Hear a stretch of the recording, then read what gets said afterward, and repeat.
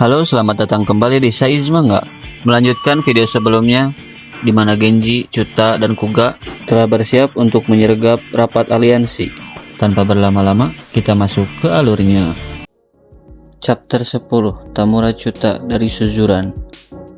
Scene memperlihatkan situasi di ruang olahraga sekolah Takia. Di sana ada beberapa berandalan dari berbagai sekolah, seperti Takia, Nanamori, dan Kawada 2. Kemudian diperlihatkan seseorang yang sedang lari menuju ruang kelas 3B.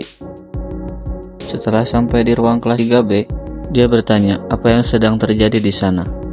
Dia heran karena banyak orang-orang yang tidak ia kenali di ruang olahraga tadi. Kemudian Takamura menyuruhnya untuk diam, karena sebentar lagi mereka akan mengadakan rapat. Perlu diketahui, Takamura Masayuki adalah pemimpin SMA Nanamori. Kemudian ada Ebihara Manabu. Dia adalah pemimpin SMA Kawada 2. Dan dia berkata, mereka sedang rapat untuk mengumpulkan orang-orang dengan tujuan menghancurkan Suzuran. Kesempatan itu ia dapatkan setelah bisa menyingkirkan Kuga. Menurutnya, kehadiran Kuga hanyalah penghalang untuk membentuk aliansi tersebut. Lalu Mitsu membenarkan dan menambahkan bahwa fraksi Serizawa Army yang paling besar di Suzuran telah dikalahkan oleh fraksinya siswa baru yang mereka tidak ketahui dia adalah Genji. Setelah dikalahkan, Suzuran pun menjadi terpecah belah. Dan ini adalah kesempatan emas bagi mereka untuk menghancurkan Suzuran. Setelah menghancurkan Suzuran, mereka bisa menguasai kota ini. Kedua pemimpin yang lain pun setuju akan hal itu. Setelah semuanya selesai, mereka pun berdiri dan bersiap untuk pergi. Namun, ketika mereka hendak keluar, mereka terdiam sejenak. Lalu tiba-tiba Genji membawa berkas dan menyuruh mereka untuk duduk kembali.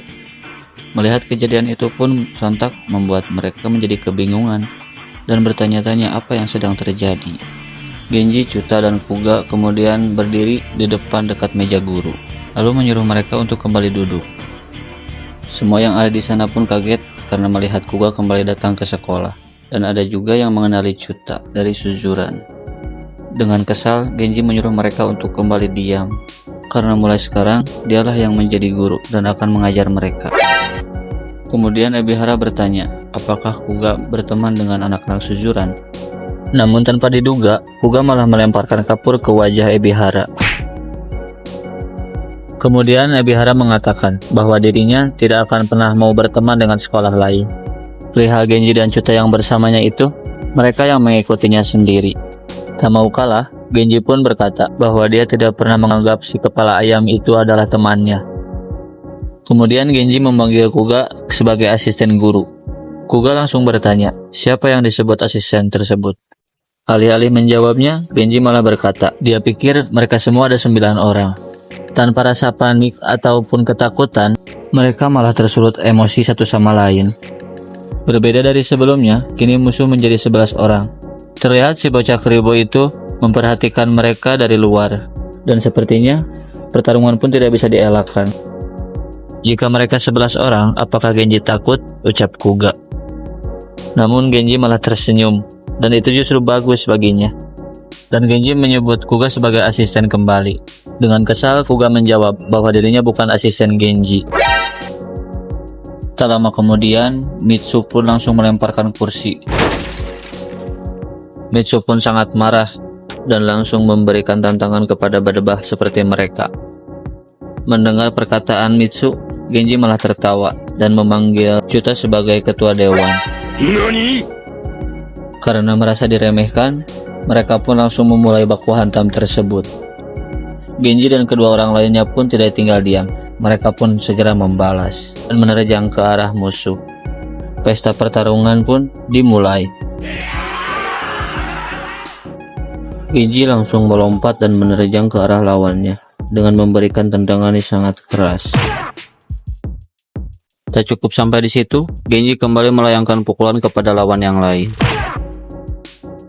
Tidak mau kalah dengan Genji, Kuga pun mengamuk dan menunjukkan kualitasnya. Dengan mudah, Kuga mampu merobohkan satu lawannya. Berbeda dengan Chuta, saat dia akan menyerang, tiba-tiba ada yang melemparkan kursi ke wajahnya dan membuat Chuta roboh. Genji pun langsung melirik ke arah Chuta dan bertanya apakah Chuta baik-baik saja. Berbeda dengan Genji, Kuga terus saja mengamuk tanpa menghiraukan Chuta, karena sedari awal dia berniat membahaskan dendam itu sendiri, tanpa melibatkan Chuta dan Genji.